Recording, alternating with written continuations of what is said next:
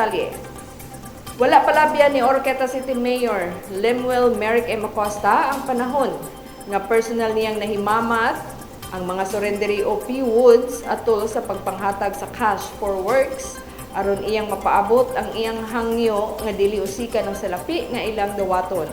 Gamiton kini sa minatarong ug para sa pamilya, ilabi na nga adunay migawas nga mga impormasyon nga adunay pipila ka mga PWOODs nga mibalik na usab sa pagkalambigit sa ginadiling droga. Ani ang kumpletong detalye. Hugot nga naghangyo si Oroqueta City Mayor Lemuel Merrick M. Acosta sa 300 ka mga person who uses drugs kon PWOODs nga misurrender sa gobyerno sa programa ni kanhing Presidente Rodrigo Duterte ug misaad nga dili na mobalik sa paglambigit sa illegal nga droga. Nga gamiton ang nadawat nga salapi sa tinarong para sa pamilya o para sa maayong kaugmaon. Dili usikan ang kahigayunan nga gihatag para magbag-o. Apan gikasubo sa mayor nga adunay mga impormasyon nga migawas, nga adunay pipila matud pa nga mibalik na sa paglambigit sa illegal nga droga.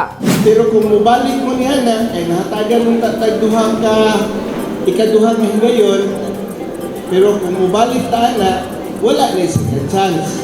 No? Kay what may forever. Kay Valentine's na ba uma. No? So, mao na gusto na kong ipaabot ninyo. Kay ang atuwa karon na gustong mahitabo, unta matarong na ang saya. Hibaw na mo, unsay kinabuhi, kaniadto dito, unsay arang-arang na kinabuhi. Kanauntan panalapin nga, gigasto na to anang bisuha, gigasto pa na nato sa atong pamilya, gigasto pa na nato sa atong kaugmaon, dako na untatag na pundal sa ato ang kinabuhi.